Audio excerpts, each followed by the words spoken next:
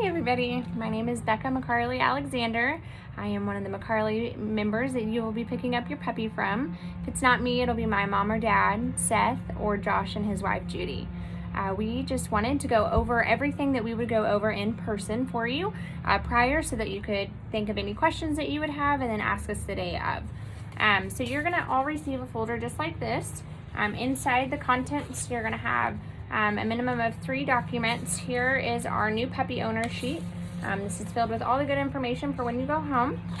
It's the front and back, and we'll go over everything that's on this sheet for you. You will also get more information here about our insurance. This is really important to sign up for, and I'll walk you through that in just a second. You will have your microchip information, so it has your microchip number and how to register for that. And then your vaccination records. So here we have our vaccination records, and they all might look a little bit different, but in general sense, they're going to have the parent's name up here, your puppy's birth date, your shot records here. Anything that is that we've done will have a sticker by it or a date that's in bold, and then anything that needs to be done will be either in gold or red that needs to be done. So we'll walk through all that in just a moment. So I'm going to start with our new puppy owner sheet. So you received all of this in email, so don't think that you're going to have to remember all of it. So it's all in writing in your email, but I just want to kind of walk you through. So we're first going to start with crate training. So crate training is one of the first things you're going to run into when you get home with your puppy. With crate training, the biggest kind of rule of thumb is that you want to start with is the crate can't be too large. So if it's too large, what your puppy's going to do is it's going to think that it can go in the bathroom on one side and lay in the other. The only instinctual thing they know is they do not want to go to the bathroom where they have to lay. So they'll try everything in their power to hold it as long as possible so they don't have to pee where they lay. That's why the crate works, and it helps them teach them that they can hold their bladder.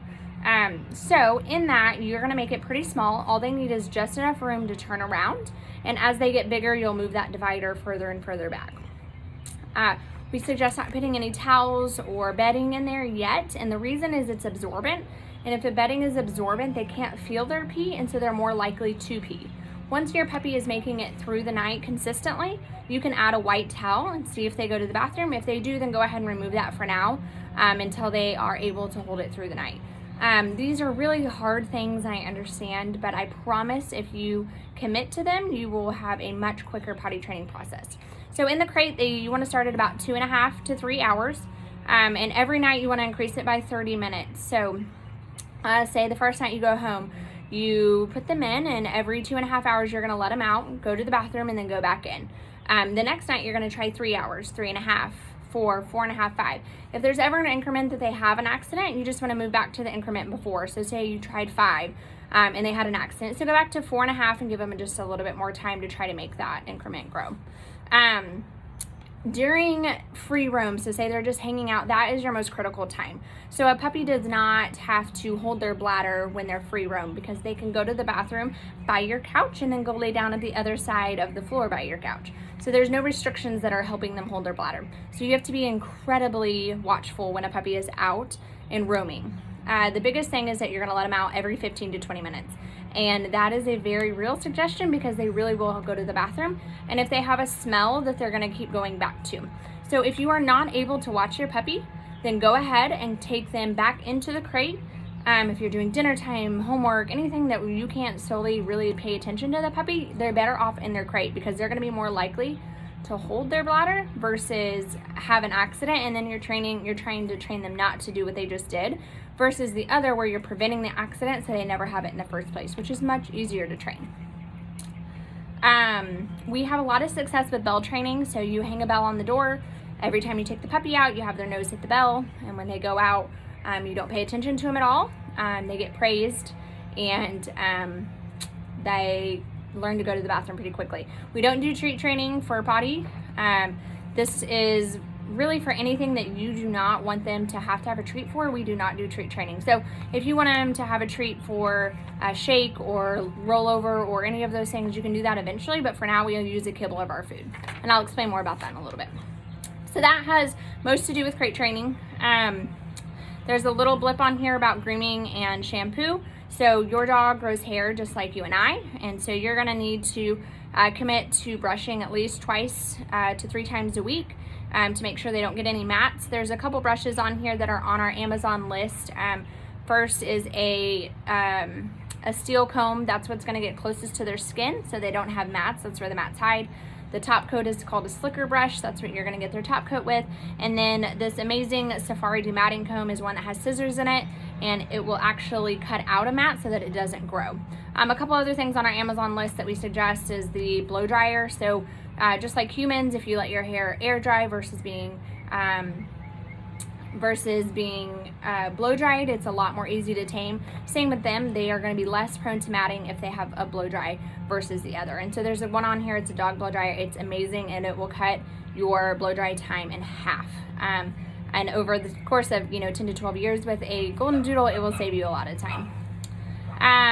Okay, so we're gonna go to the next thing. So deworming and stress. So on your vaccination record here, down at the bottom is the time that we have dewormed. So they are already dewormed, and it will tell you that they need worm for every 6 to 8 weeks for the first year. The biggest thing is when your puppy goes home, they are under a lot of stress. So it's their first night without their litter mates, it's their first night without sleeping. All of those things are incredibly stressful for them. So some of the things we help do to mitigate that is we ask that you don't feed any treats for the first month that they go home. If you do any research on poodles, it all says that they are incredibly sensitive stomachs. And so any type of new ingredient can really upset their stomach, and you are not sure if they have that poodle gene or the golden retriever gene. So it's very, very, very important that you do not feed any treats for the first month that they go home. Make sure they have a solid stool, their stomach's settled, all that good stuff before you start feeding treats.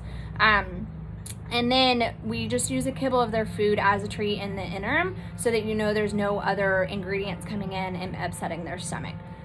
The other biggest thing that we see all the time is that puppies will get home, they're stressed because they're not with their litter mates, they're at a new place, they're at a new home, and so they have a decrease in appetite.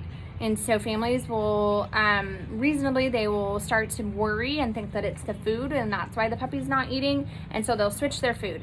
And when you switch their food, it changes the ingredients, which upsets their tummy, which makes them more stressed out, and starts this really big cycle of them having an upset stomach, stressed out. So it just increases all the problems that you're already having. So we ask that you please do not switch their dog food for at least one bag that they go home. That is one of the most important things that we can ask of y'all. They've been on this food since they were 5 weeks old, and I promise they're eating it.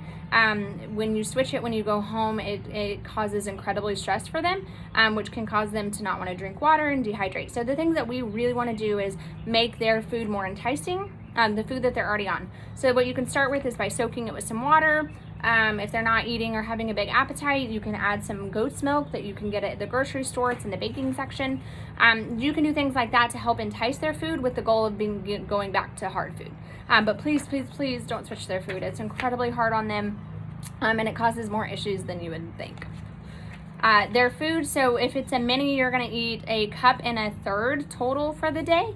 And if you're a medium or standard, it's going to be a cup and a half. And we split that into 3 feedings.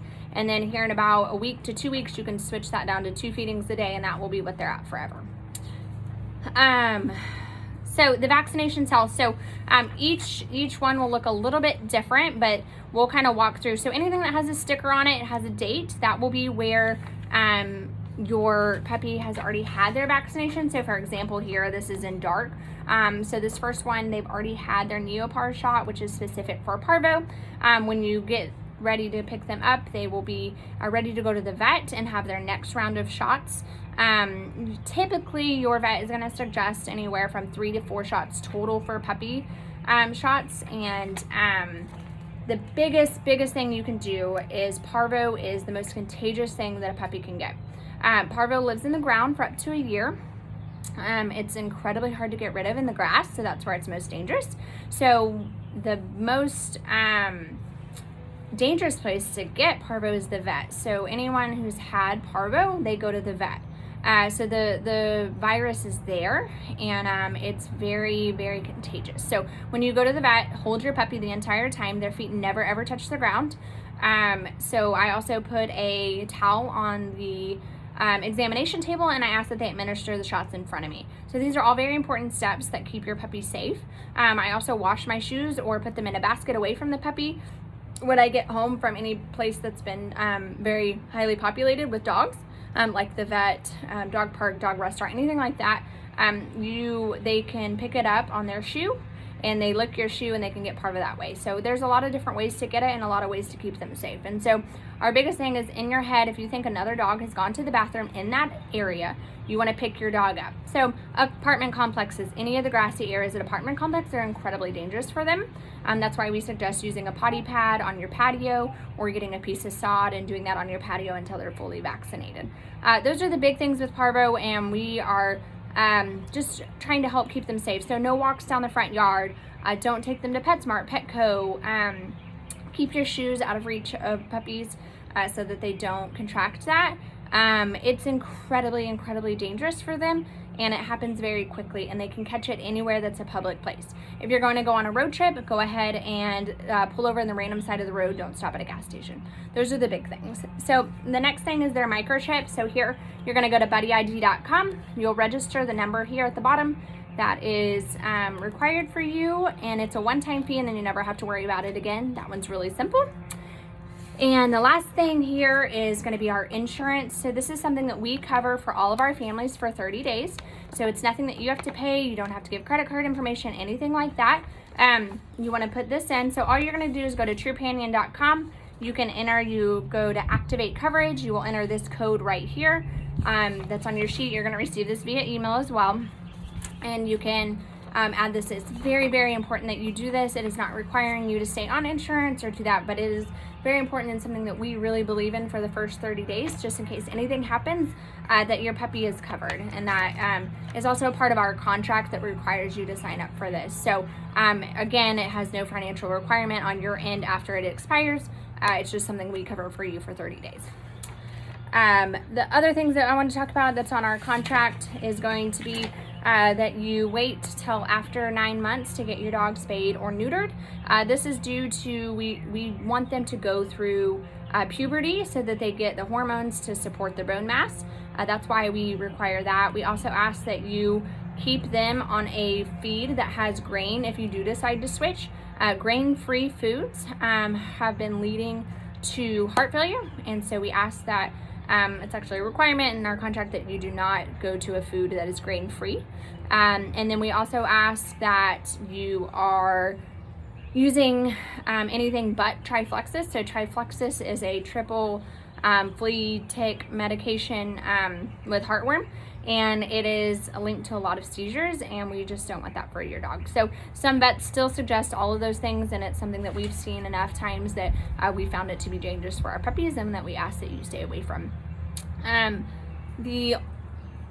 In replacement of Triflexis, you can use HeartGuard for heartworms, and you can also use Bravecto. It's a chewable pill for 3 months, and you can use that after they're 6 months old, and just use a topical in between if you are thinking that they are going to be at risk at fleas. That is mainly all the information that we have to cover